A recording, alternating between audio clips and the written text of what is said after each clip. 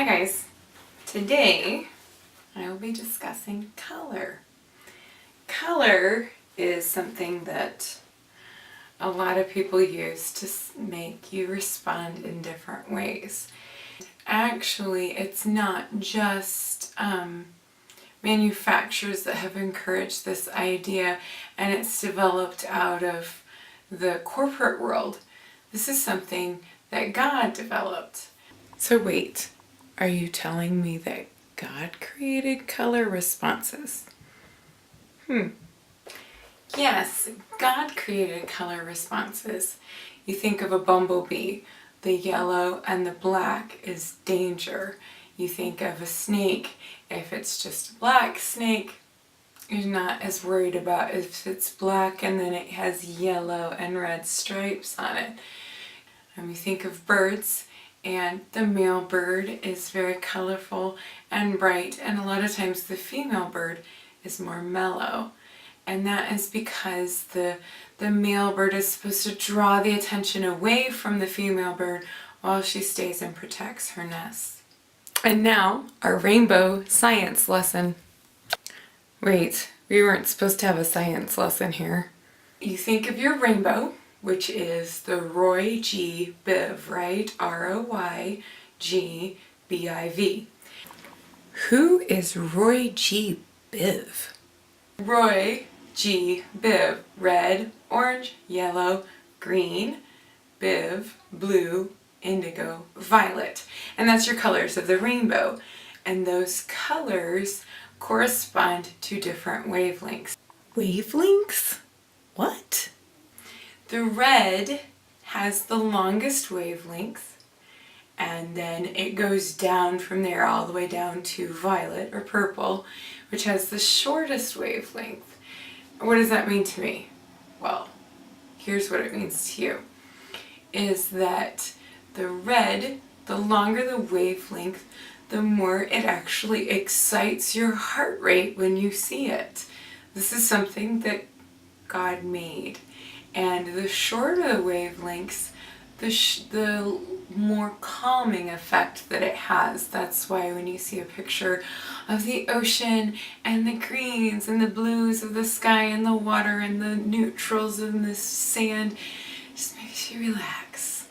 You wouldn't feel that way if it was a picture of a fire or a red building. It would make you feel excited, and it would boost your heart rate. God did that. Okay, so now you're saying, yeah, I got it. So what does it have to do with anything? Okay, so those wavelengths create responses with us. We'll start with red. Everybody knows red is the color of love. It makes your heart beat faster. It's exciting. And what happens when you see this red scarf is that all the short wavelengths are absorbed. I know, this is so exciting. All the short wavelengths are all absorbed, and the one that's not is the red, the long wavelength, and that is bounced back to your eye and creates a response in your heart. The red is used if you want to be exciting, you want to be noticed. Did you know that rooms that are red can be set at a lower temperature than rooms that are blue? And conversely, rooms that are blue can be set at higher temperatures? Amazing. That's the red.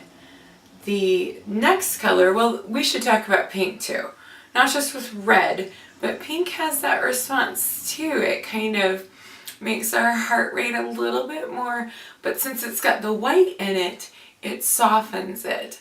And so it has the idea of being fragile, such as femininity. Next, O is orange, and you have different color oranges. This is more of a pale orange, and it doesn't create the same response that the bright orange does of hunting orange.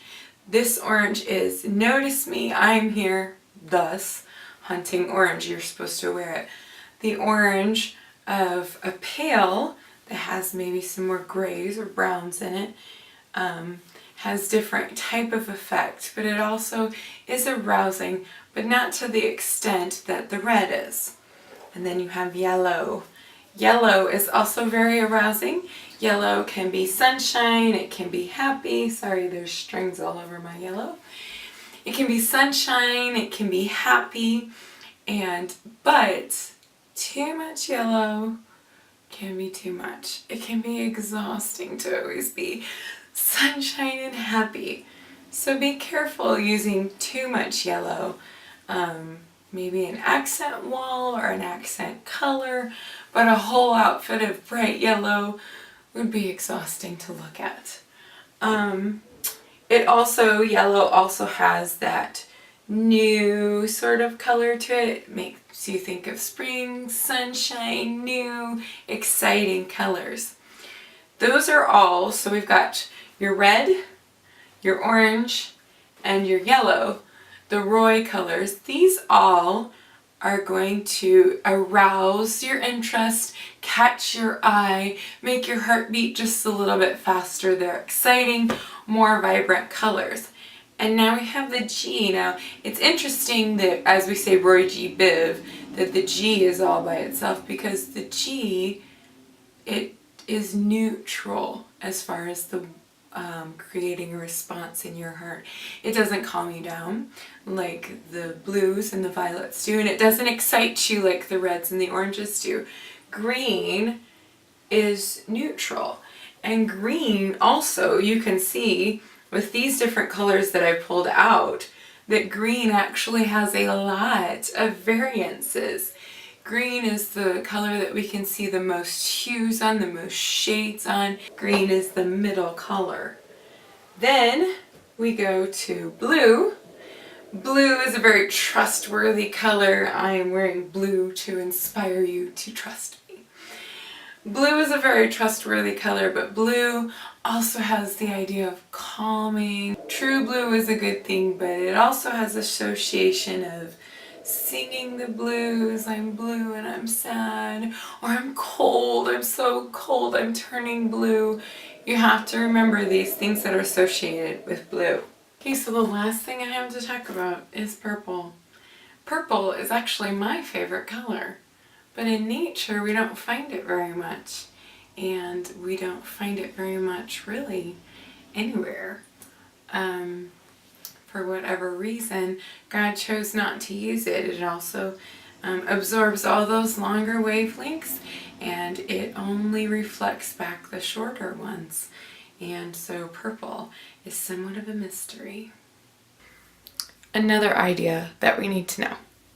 So there's three types of people. There's people that want the latest and greatest colors. They want the latest and greatest everything. And then there's the people that are on the opposite end of that. And those people have worn black for years, or they have worn the colors that they have worn for years, and they're tried and tested and true, and they don't plan on ever changing them. And then there's the middle people.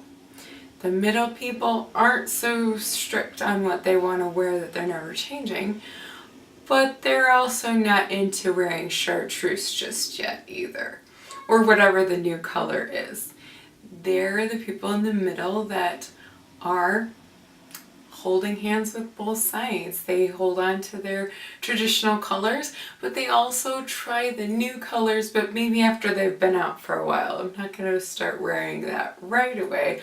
I want to see what everybody else does with it first. That's where most people fit, is that middle category. But you can use this knowledge to help you, like in the business world. In the business world? Yes, in the business world.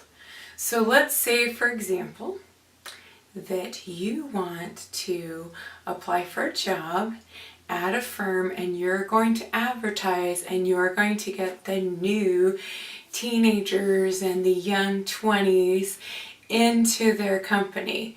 You know that when you go into an interview, they're going to have their black suits on, a traditional tie.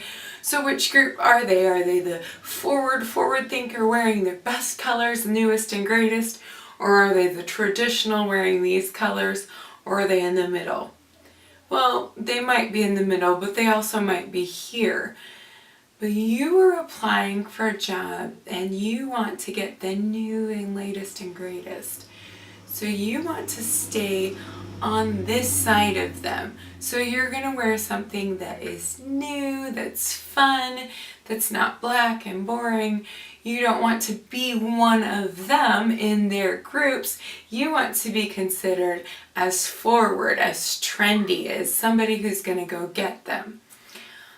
On the flip side of it, if you want to be a lawyer for a golfer, and which golfers are notoriously known for dressing crazy, shall I say? Sorry, golfers, that's true.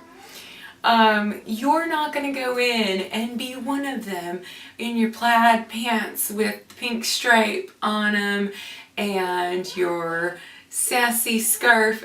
No, you're not going to inspire confidence in them. You want to dress. You don't have to come in with the black suit and tie. You just need to be one step on this side of them. So you have your three groups, but you always want, if you want to seem like you fit into this group, then you're going to wear what this group wears. Or any group, if you want to fit into the new group, seem like you fit in there, that's what you want to wear. If you want to inspire somebody to think you're trustworthy and they're in the middle group, you go on the trustworthy side. Or if they're on this side, you can actually wear some fun new colors without being over accentually dull on this side to them. And the reverse is true. If you want to impress somebody that you are fashion forward and exciting, then you do this. So these ideas can help you, and then the colors can help you excite different responses that you want from them. So imagine you're going to the grocery store and there's no labels. All the bottles are the same shape and size. There's just color. And you need laundry soap and fabric softener. There's a red one and a light blue one. Well, the red means tough, strong, creates that heartbeat, powerful, cleaning action, strong. And then the blue is the gentle, soft fabric softener. So even these companies nowadays use the principles and concepts about color that God made. They wouldn't recognize that God made it, but they do use it. So I hope this has helped you with color. And if you have any questions or if you want to visit my shop or see what I'm doing, it's thebluekeystone.com. Thank you.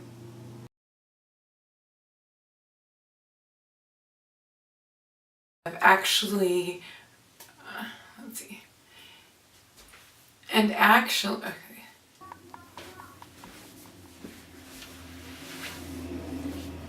Okay, so those wavelengths were, Rainbow Science Lesson. Yay! Rainbow Science Lesson. Rainbow Science Lesson. Ba-ba. Rainbow Science Lesson. No. And now our Rainbow Silence lesson is this, are the colors that are there, are they just something that we've come to, I don't even know how to say what I want to say. And that's where, so it has the idea of being fragile, femininity. It also can, it's pink. I can't remember what I wanted to say about pink. Pink also has that kind of, never mind. Note is something that notice that you, blah, blah, blah, blah, blah. Red creates, no, BIV, right? ROYGBIV. And that stands for red, orange, yellow. I just forgot G.